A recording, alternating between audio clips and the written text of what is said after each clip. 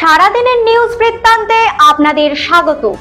সারাদিনের বাছাই করা খবরের আপডেট নিয়ে আপনাদের সঙ্গে আমি অনিন্দিতা। আজকের বিশেষ বিশেষ খবরগুলো এক নজরে।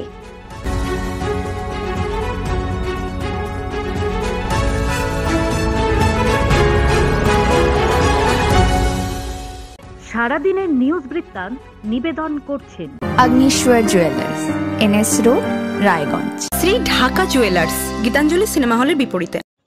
North Bengal state transport driver এবং তৃণমূল শ্রমিক কর্মচারী ইউনিয়নের সম্মেলন অনুষ্ঠিত হলো রবিবার।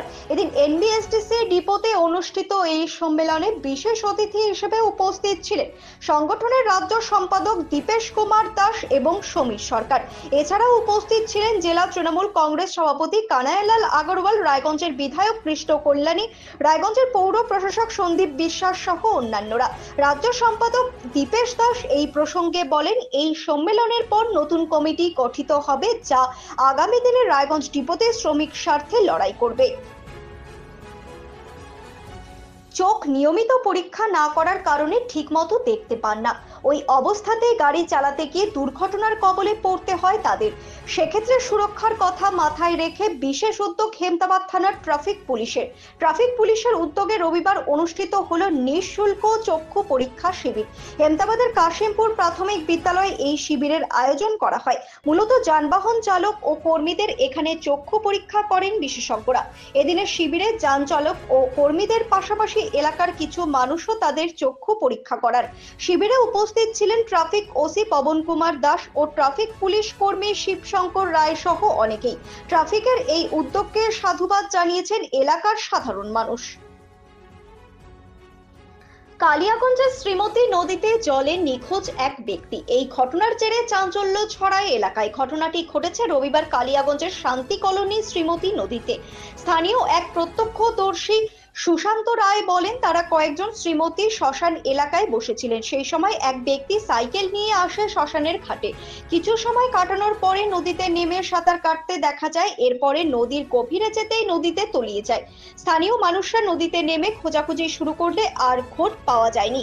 স্থানীয় সূত্রে জানা যায়, নিখোঁজ ব্যক্তির নাম বিষ্ণু চৌহান, বাড়ি 17 নং ওয়ার্ডের মিলনপাড়া এলাকায়।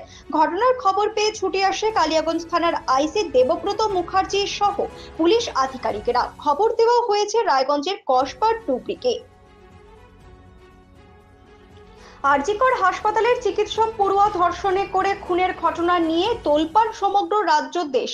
সেই সময় ডুয়ার্সের চা বাগান ঘেরা বানারহাটে জানা গেল আরেক পাশবিক নির্যাতনের ঘটনা।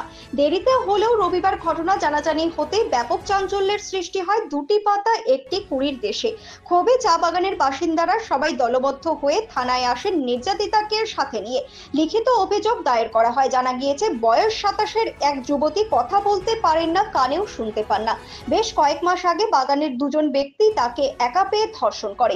যেহেতু তিনি স্বাভাবিক সুস্থ নন, তিনি তাই এই ঘটনা কাউকে জানাতে পারেননি। নির্যাতিতা ওই তরুণীর বৌদি চা বাগানের স্থায়ী শ্রমিক দাদা বিন্নাগুড়ি এলাকায় শ্রমিকের কাজ করেন। আরেক ভাই বানারহাট বাজারে দিনমজুর করেন। মা বাবা কেউ নেই। এই রকম পরিস্থিতির সুযোগে তার উপর নির্যাতন করা হয়।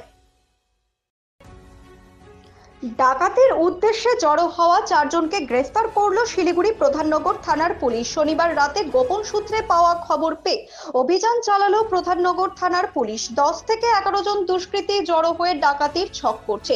4 জনকে গ্রেফতার করে প্রধাননগর থানার পুলিশ। তবে পুলিশের গাড়ির আলো এবং আওয়াজে বাকিরা পালিয়ে যেতে সক্ষম হয়। ধৃত 4 জনের নাম সুরজ মণ্ডল, রনি রায়, বিকাশ রায় এবং মোহাম্মদ বুদ্ধা। ধৃতরা শিলিগুড়ির বাসিন্দা। পুলিশের জিজ্ঞাসাবাদে ধৃতরা স্বীকার করেছে তারা শহরে ডাকাতির ছক কষছিল। প্রধাননগর থানায় পুলিশের ধৃতদের কাছে পালিয়ে যাওয়া দুষ্কৃতীদের নাম সংগ্রহ করে তাদের গ্রেফতারের চেষ্টা চালাচ্ছে। অপরদিকে রবিবার ধৃত 4 জনকে শিলিগুড়ি আদালতে তোলা হয়। প্রতিদিনের প্রতি মুহূর্তের খবরের আপডেট পেতে চোখ রাখুন নিউজ বৃত্তান্তের ফেসবুক পেজে। সাবস্ক্রাইব করুন নিউজ বৃত্তান্ত ইউটিউব চ্যানেলকে।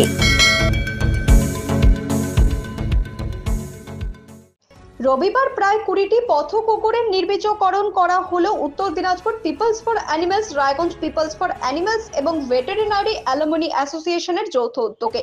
রায়গঞ্জের দক্ষিণ মারাইকুড়াতে অবস্থিত kindness and care to animals social ট্রাস্টের অ্যানিমাল শেল্টারে এই নির্বীজকরণ কর্মসূচি পালন করা হয়। কুকুরদের বংশবৃদ্ধি নিয়ন্ত্রণের জন্য এই উদ্যোগ গ্রহণ করা হয়েছে। রায়গঞ্জ পৌরসভার অন্তর্গত রমেন্দ্রপল্লী, মিলনপাড়া, কুমারডাঙ্গি, বীরনগর স্টেশন রোড এবং রাসবিহারী মার্কেট থেকে স্ত্রী কুকুরগুলোকে গতকাল নিয়ে আসা হয়েছিল নির্বীজকরণের জন্য এবং আজ 25শে আগস্ট ভেটেরিনারি ডাক্তাররা সেই কুকুরদের নির্বীজকরণ প্রক্রিয়া সম্পন্ন করে। আরজিকর কাণ্ড নিয়ে উত্তাল রাজ্য রাজনীতি। নির্যাতিতার জন্য প্রকৃত ন্যায় বিচারের দাবিতে একদিকে যেমন সমাজের সর্বস্তরে প্রতিবাদ ধ্বনিত হচ্ছে, তেমনি বাম, বিজেপি সহ বিভিন্ন রাজনৈতিক দলগুলি এই ঘটনায় প্রশাসনিক মদত থাকার অভিযোগ তুলে মুখ্যমন্ত্রীর পদত্যাগ পর্যন্ত দাবি করছে। এবার এই ইস্যুতে নিজের সামাজিক মাধ্যমে অ্যাকাউন্টে নিজের মত প্রকাশ করলেন রায়গঞ্জের বিধায়ক কৃষ্ণ কল্যাণী। পূর্বাশা প্রগতি মঞ্চ এবং association of voluntary blood donors অ্যাসোসিয়েশনের উদ্যোগে রক্তদানে উদ্বুদ্ধকরণ ও রক্তদান সম্পর্কিত কুসংস্কার দূরীকরণের উদ্দেশ্যে জেলা এবং মহকুমা স্তরীয় সার্টিফিকেট পরীক্ষা অনুষ্ঠিত হলো রবিবার। রায়গঞ্জ সৎসং জুনিয়র হাই স্কুলের অনুষ্ঠিত এই পরীক্ষায় 22 জন স্বেচ্ছাসেবী পরীক্ষার্থী এতে অংশগ্রহণ করে। এর আগে এই কোর্সের ওপরে প্রশিক্ষণ দেওয়া হয় অংশগ্রহণকারীদের। এই কোর্সের মাধ্যমে ভবিষ্যতে তারা নিজেরাও যেমন রক্তদান সম্পর্কে জ্ঞান লাভ করে উদ্বুদ্ধ হবে, তেমনি সমাজে রক্তদানের বার্তা ছড়িয়ে দেবে বলে আশাবাদী উদ্যোক্তা সজল সরকার। আরজিকর কাণ্ডের প্রতিবাদে পথে পথে নামলো উত্তর দিনাজপুর ডিস্ট্রিক্ট কুইজ অ্যাসোসিয়েশন এবং আমরা কুইজার্স। রবিবার সন্ধ্যায় রায়গঞ্জের খড়িমোড়ে এই উদ্দেশ্যে একটি পথসভা ও বিক্ষোভ মিছিলের আয়োজন করে সংস্থাটি। আরজিকরের নির্যাতিতার অপরাধী চিহ্নিত করে প্রকৃত বিচারের জোরালো দাবি ওঠে এই বিক্ষোভ সমাবেশ থেকে। সংস্থাটির পক্ষ থেকে সুদীপ্ত রায় বলেন, রাজ্য জুড়ে বর্তমানে যে ধরনের প্রতিবাদের আগুন জ্বলছে, একমাত্র দোষীদের শাস্তি পারে সেই অবস্থা সামাল দিতে। সারাদিনের নিউজ বৃত্তান্ত আজ এই পর্যন্তই। সঙ্গে থাকুন, দেখতে থাকুন, চোখ রাখুন নিউজ বৃত্তান্তে। নিউজ বৃত্তান্ত, হলুদ নয়, স্বচ্ছ।